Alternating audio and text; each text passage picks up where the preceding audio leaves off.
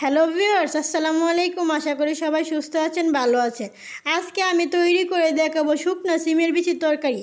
কিভাবে শুকনো সিমের বিচি সংরক্ষণ করে যে কোনো সময় মাছ দিয়ে রান্না করতে পারেন। তো ভিউয়ার্স, না টেনে সম্পূর্ণ ভিডিও দেখুন।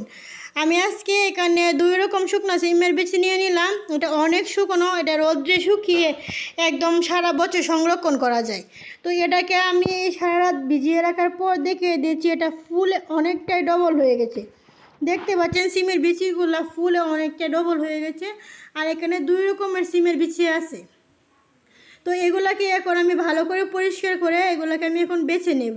আপনারা সিমের বিচি রান্না করলে রাত্রি ভিজিয়ে সকালে রান্না করবেন, তাহলে এটা বাঁচতে খুব ভালো সুবিধা হয়। তো আমার সবগুলো সিমের বিচি এখানে বেছে নেওয়া হয়ে গেছে। দেখতে পাচ্ছেন কত সুন্দর দেখা যাচ্ছে সিমগুলা।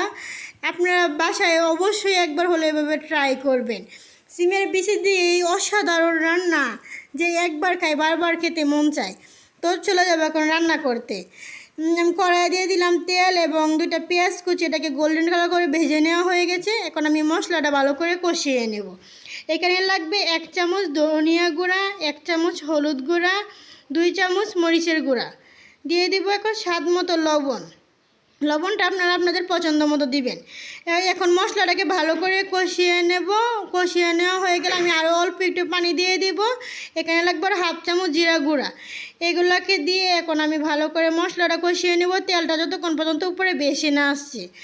তো তেলটা দেখতে পাচ্ছেন উপরে বেশি উঠেছে। এখন আমি দিয়ে দিব মাছ। আপনারা যে কোনো ধরনের মাছ এখানে ব্যবহার করতে পারেন। তো আমার বাসায় পাঙ্গাস ছিল, পাঙ্গাস নিয়েছি। সিমের বিচিগুলো একটু ভাপ দিয়ে নিয়ে নিলাম। ভাপ দেওয়ার কারণে এটার মধ্যে কাঁচা যে একটা ফ্লেভার আছে ওটা চলে যাবে। তো মাছটাকে একটু ভালো করে কষিয়ে নেব। আমি মাছটাকে ভেজে নেই নাই, আমি এটাকে ভালো করে কষিয়ে নিচ্ছি। একদম একটু ভালো করে কষাবেন। আর এই পর্যায়ে দিয়ে দিব সিমের বিচিগুলো দিয়েও ভালো করে তেলের সাথে মশলার সাথে ভেজে নেবেন, তাহলে সিমটা খেতে বিচিগুলো খেতে অনেক বেশি ভালো লাগে, অনেক বেশি টেস্ট আসে। তো এটাকে আপনারা সিমগুলোকে আপনারা প্রায় 20% সেদ্ধ করবেন, একদম বেশি সেদ্ধ করবেন না, তাহলে একদমই ভেঙে যাবে, খেতে ভালো লাগবে না। আমি মাত্র 5-6 মিনিট সেদ্ধ দিয়ে দিলাম, যাতে কাঁচা ফ্লেভারটা চলে যায়। তো এখন মশলা এবং তেলের সাথে এটাকে ভালো করে ভেজে নেব প্রায় 8 থেকে 10 মিনিট। দেখতে পাচ্ছেন আমার ভাজা একদমই প্রায় শেষের দিকে, কালারটা একদমই চেঞ্জ হয়ে গেছে। দেখতে মাশাআল্লাহ কতটুকু সুন্দর দেখা যাচ্ছে। অনেকে আছেন যারা সিজনের সময় সিম খান পরে আর খান না, তারা সিমের বিচি কিনে একদম রোদ্রে শুকিয়ে সারা বছর সংরক্ষণ করতে পারেন, যে কোনো সময় অল টাইম খেতে পারেন। অনেকে আছে সিমের বিচি অনেক বেশি পছন্দ করে। তো আমার প্রায় কষানো শেষ। এখন এই পর্যায়ে আমি অল্প একটু পানি অ্যাড করে দেব। বেশি পানি অ্যাড করতে যাবেন না, তাহলে সিমের বিচিগুলো একদমই গলে যাবে, খেতে তেমন ভালো লাগবে না। তো এখন পানি দিয়ে আমি ঢাকনা দিয়ে ডেকে ফিরে আসবো আরও 5 থেকে 7 মিনিট পর।